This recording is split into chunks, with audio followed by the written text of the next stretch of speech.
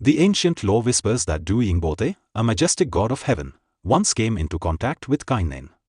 Seeing the surpassingly beautiful and sensuous goddess, the god of heaven instantly became aroused with desire. Kine-Nane, too, was in no saner mental frame after she had gazed upon the radiant sky deity. Caught in a cosmic current of passion, the two lost no time in their preparedness to gratify their desires of the flesh. Yet, just as the divine lovers were ready to unite, there appeared two ferocious monsters, Totelmon and Doying-Bote. Once the sacred duties are fulfilled, the festival erupts into pure, ecstatic joy as the entire community splashes clean water on one another, a universal symbol of washing away sins, cooling the heat of the passing year, and welcoming the spring rains with pure hearts. Every morning, the village echoes with the deep, thumping sounds of log drums. Men, adorned in spectacular beadwork and carrying traditional swords, gather with women in the village square to sing ancient ballads of migration and dance in gay abandon until the grand feast is ready. In the snow-crowned valleys of Tawang and West Kameng, the Monpa people welcome spring through Losar. Deeply rooted in Mahayana Buddhism yet beautifully infused with pre-Buddhist Bon animism, Losar is a multi-day celebration of renewal. The Monpas sweep away the malevolent spirits of the past year by lighting massive torches, raising fresh prayer flags, darche, that flutter against the clear blue Himalayan sky, and performing the spectacular Ajilamu masked dances. In the southern hills of Longding district, the Wancho tribe, once legendary for their fierce warrior culture and tattooing traditions, welcome spring with Ojiele, also known as Ojaye, a festival that stands as a profound social mechanism for peace. Welcome to a truly mind-bending video on springtime spectacles of Northeast India. If you call Nagaland a vivid mosaic of tribes, Arunachal Pradesh is an astonishing kaleidoscope of ethnicities. With 26+ distinct major tribes and over 100 sub-tribes, Arunachal Pradesh presents a canvas even more colorful, complex, and layered than Nagaland. Yet, a profound distinction sets this frontier apart. Unlike Nagaland, Arunachal Pradesh is not a socio-political monolith. None of the tribes harbor aspirations to emerge as an independent, isolated Arunachali nation. Instead, what thrives across these misty valleys is a unique, liberal confederacy of different ethnic groups.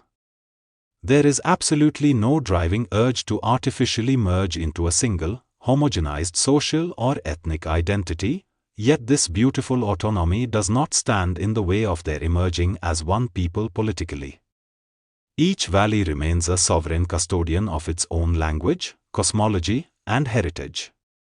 However, when the snows melt and the wild orchids bloom, the spring festivities of Arunachal Pradesh burst forth to reveal those essential, universal Northeast elements, a deep reverence for the soil, the joy of community, and an invisible spiritual thread that connects the remote Eastern Himalayas to the grander cultural consciousness of the Indian subcontinent. How spring festivals relate peoples of different regions is strikingly revealed when we consider their origins, and the festivals of remote Arunachal Pradesh are resounding eye-openers to this fact. Take the case of Mopin, the grand spring festival of the Adi people, celebrated predominantly in the months of April. The festival is observed to propitiate Kine-Nane, the benevolent goddess of wealth, harvest, and prosperity. Deeply embedded within Mopin is a fascinating, primal creation myth regarding how rice came into being as a divine deliverance to rescue humanity from the devastating want of food. The ancient lore whispers that Doying-Bote, a majestic god of heaven, once came into contact with Kine-Nane. Seeing the surpassingly beautiful and sensuous goddess, the god of heaven instantly became aroused with desire. Kine-Nane, too, was in no saner mental frame after she had gazed upon the radiant sky deity. Caught in a cosmic current of passion, the two lost no time in their preparedness to gratify their desires of the flesh.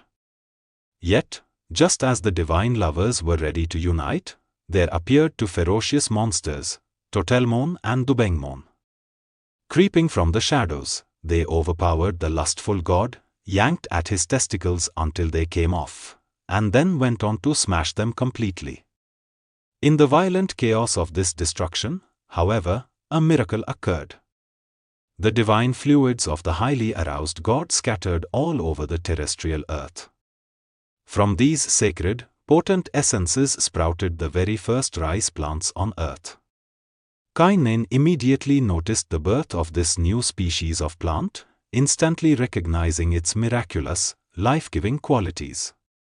Kine-Nane, the kind goddess, had long been suffering from the sight of human helplessness and hunger. Seizing this divine gift, she subsequently sent a dog down to the earthly realm, carefully laden with these precious, newly formed rice seeds. The dog carried them faithfully all the way to the human world, delivering them to mortals who would come to understand the profound usefulness of the grain, turning a barren landscape into a bountiful home. Before we continue, if you value deep, well-researched stories from the Living Ethnic Museum of Northeast India, please subscribe for more treasures like this, defining the mind, heart, and soul of this live wire culturescape. Your encouragement helps us dive deeper. Thank you. Returning to the topic. Don't we see a clear, pulsating trace of Lord Shiva's cosmic union with his consort Durga or Parvati here? Across the vast expanse of India, village folks still narrate Puranic and folklore stories about Shiva and Durga that are remarkably similar in nature, erotic energy, and agricultural symbolism to this Adi myth. People in the region firmly believe Lord Shiva has his origins among the Kiratas, the ancient mountain dwellers of the east. Indeed, the very image of the Lord, with his matted locks, closeness to raw nature, and meditative stillness, is often said to carry a distinct Mongolian aura about it. Mopin itself is celebrated over 5 days of unbridled joy. The merrymaking begins with the beautiful, iconic ritual of smearing one another's faces with ete, a pure white rice powder, a gesture of pure goodwill that looks visually identical to the spring colors of Holi. Lavish eating, drinking of freshly brewed opio, rice beer, and festive rejoicing mark the celebrations. Throughout the festival, the women, dressed in pristine white and green traditional gallows, perform the popir, an enchanting, rhythmic dance that mimics the graceful movement of birds, their voices echoing the timeless blessings of Kine-Nane. Further west, the Neshi people, traditionally known in early colonial accounts as the Bangnis, celebrate the arrival of spring with Mlokom Yulo, a festival deeply tied to the spiritual cleansing of the land. The Neshis are great believers in divine designs and the constant presence of the Vais, that is, spirits. Unlike festivals tied to a rigid calendar, the exact day, hour, and location of Mlokom Yulo are decided entirely by the Neibu, the village priest, through a meticulous, sacred process of divination. The priest closely examines the intricate patterns on the liver of a sacrificed fowl and the shifting yolk of an egg to read the alignment of the cosmos. Days before the commencement of the festival, the village transforms into a hive of activity. The women begin brewing barrels of fresh, aromatic rice beer, opio, and grinding mountain rice into fine powder. Concurrently, the village elders collect a contribution from each family to purchase the essential sacrificial animals, such as mithuns, pigs, and fowls. Over the 5 days of celebration, the Neshis guide themselves through a number of strict, ancient rituals centered around an elaborate altar built of bamboo and sacred leaves. Yet, these solemn sacrificial duties do not dampen their spirits in the slightest. Youthful vitality consistently finds expression in different forms of unbridled merrymaking, competitive sports, and the display of traditional finery, including the majestic woven cane helmets adorned with the beak of the great Indian hornbill. After the grand celebrations conclude, the village shifts into a striking contrast of absolute silence. The villagers observe a sacred taboo period extending up to 5 days, known locally as a ringo. Insightful as they are in matters relating to the deep mysteries of nature, they observe this quiet, lean period that follows unrestrained merrymaking, choosing not to step foot outside the village boundaries. Fields are left untouched, and even outsiders are strictly forbidden from moving out of or entering the village during this time, allowing the earth to absorb the spiritual blessings and heal in absolute peace. In the southern hills of Longding district, the Wancho tribe, once legendary for their fierce warrior culture and tattooing traditions, welcome spring with Ojiele, also known as Ojhaye, a festival that stands as a profound social mechanism for peace. The Ojiele is a spring festival that beautifully buries all kinds of old enmities, grudges, and feuds among the villagers. Over 12 glorious days, the Wanchos celebrate this festival of spreading cheer with community prayers, songs, and dances. The right time to celebrate Ojiele is precisely timed with the agricultural rhythm, just after sowing seeds in the Jhum fields. It captures that brief, precious window of leisure time following the backbreaking work of clearing forests and laying their fields on steep mountain slopes. The emotional centerpiece of Ojiele is the exchange of kham, a fragrant, sticky rice cooked inside freshly cut bamboo tubes over open fires. Gifting this bamboo-cooked rice between households and neighboring villages is the ultimate key to spreading goodwill, sealing friendships, and erasing past conflicts.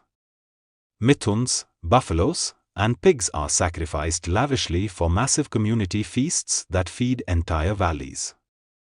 Every morning, the village echoes with the deep, thumping sounds of log drums. Men, adorned in spectacular beadwork and carrying traditional swords, gather with women in the village square to sing ancient ballads of migration and dance in gay abandon until the grand feast is ready. In the snow-crowned valleys of Tawang and West Kameng, the Monpa people welcome spring through Losar. Deeply rooted in Mahayana Buddhism yet beautifully infused with pre-Buddhist Bon animism, Losar is a multi-day celebration of renewal. The Monpas sweep away the malevolent spirits of the past year by lighting massive torches, raising fresh prayer flags, darche, that flutter against the clear blue Himalayan sky, and performing the spectacular Ajilamu masked dances.